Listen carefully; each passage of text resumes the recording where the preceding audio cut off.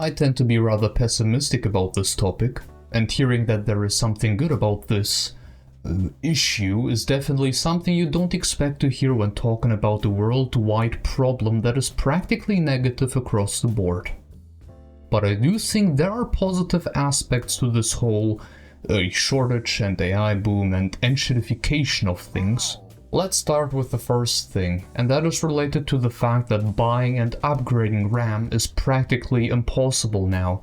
Many people are now stuck with 16 GB of RAM, or a GPU with only 8 GB of VRAM, or also an SSD with only 1 TB of space. According to the Steam database, the average GPU that the regular user has is either the Nvidia 3060 or 4060. So you have a 3060 with 12 GB of VRAM, or a noticeably faster 4060 but with only 8 GB of VRAM. And quote-unquote highly demanding games sure do struggle on those already. Or you use DLSS to upscale from 540p to 1080p, and like the Monster Hunter Wilds team told us, to use frame generation from 30 FPS to 60 FPS, which makes the game unplayable thanks to insane input delay. And hey, the funny thing is, frame generation is something that only starts with the 40 series, so that's that. Let's also continue to catastrophize with the newest addition to the console family, the Gape Cube. What? Having a custom AMD CPU and GPU with also only 8 GB of VRAM, which makes the console probably as capable as a PlayStation 5, maybe slightly weaker, and the world is in shambles because games run bad on a PlayStation 5 already, right? This bad boy can't run modern games already. Just look at Final Fantasy Rebirth. This game looks blurry. And now we get this thing and it can't run these things in a higher fidelity. Here's where I think aspect number 1 will kick in. We will get more optimized experiences. Yes, I think that the Switch 2 will also play into it as well. Pushing further into games having way more fidelity and also needing a way stronger GPU doesn't make much sense if no one can buy those graphics cards in the first place. Like, who's gonna play these games then?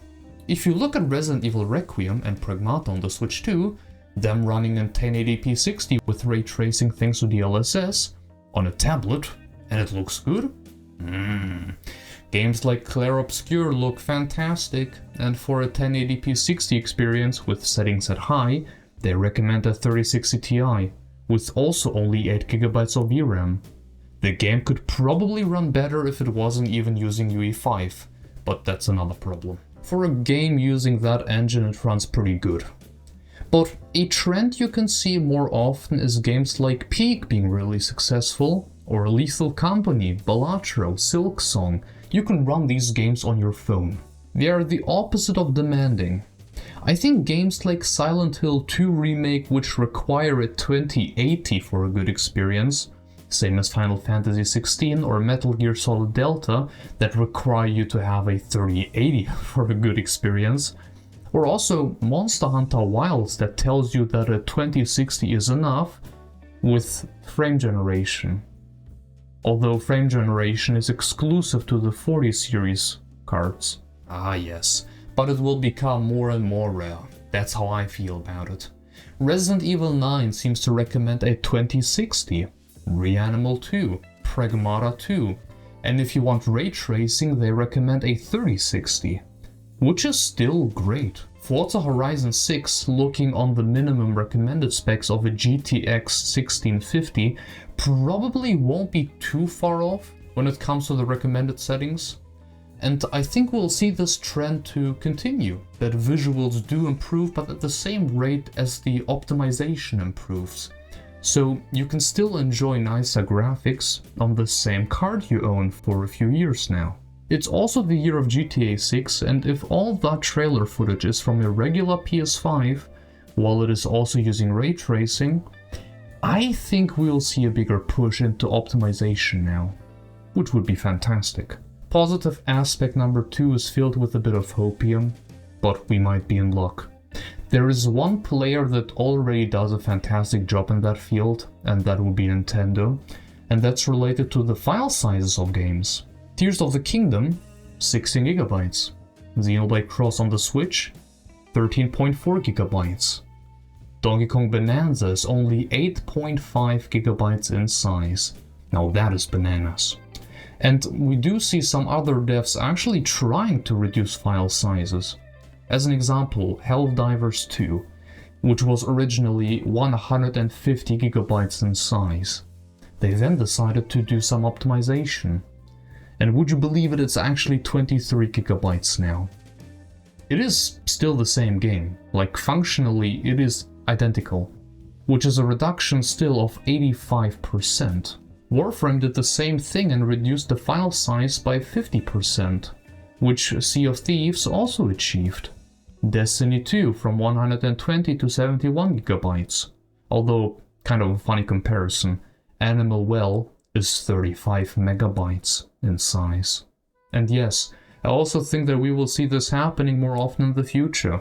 Doesn't make much sense to make games bigger and bigger if you can't even buy additional space.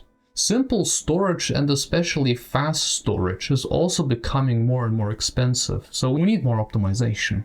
And what is the reason it's all getting more expensive? AI slop. Although I'm not a blind hater and hate AI for the sake of hating AI, it is a tool, a powerful one at that. And really, it depends on what you're doing with it.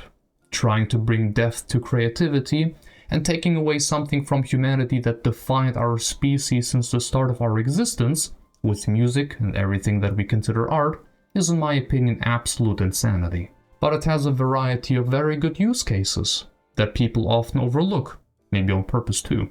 Or maybe they don't care in the first place. And honestly, I can't blame them. It's getting to a point where slop is flooding social media. I'm not just talking about AI music, videos and art. I'm talking about fake accounts, fake news, fake controversies, fake personas, AI girlfriends and boyfriends, media and news outlets using AI to generate their articles, so everything sounds kinda the same. The dead internet theory is no longer a theory anymore. You can't even be certain anymore who's real or not. And here comes positive point number 3. People, especially the younger generation, is kinda done. More and more people leave social media, or at the very least try to reduce their screen time. This enshittification and AIification is ruining the whole internet space more and more, and people are simply done with it.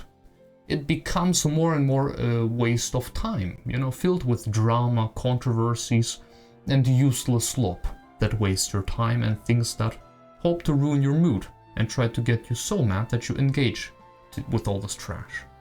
I saw a young person, probably a bit younger than me, at a bus station listening to music and reading a book. 5 minutes later I saw another dude reading a book outside by himself. That volleyball club I mentioned last time, the one I joined. I heard from 2 people already that they also had a long break from it all and just wanted to get under people again, and that this seemed like a very good way to do so. So honestly, yeah, I do see some good in all this trash happening. More and more young people want to better themselves, strive to have some quality time again, instead of just wasting time on social media, trying to live a better life, a healthier life, trying to find true and real happiness. Because in the end, isn't that all we want? Yes, let's gaslight ourselves, let's work towards it. Ladies and gentlemen, dear viewers, let's enjoy life. Even if the world is straight up ending, it can't end our happiness, our appreciation for life. So I wish you all a fantastic rest of your day and the absolute best for everything you do in life. You got this. I believe in you. Also, on another note, shout out to Impulsor for becoming a channel member. I see you. Thank you very much for the support. I think you were in my Discord server, weren't you? Colony Sparks. Gotta give you the special YouTube member role with special access to special content. Yeah. I'll take care of that in a moment. But for now, have a good one, folks. See you in the next video.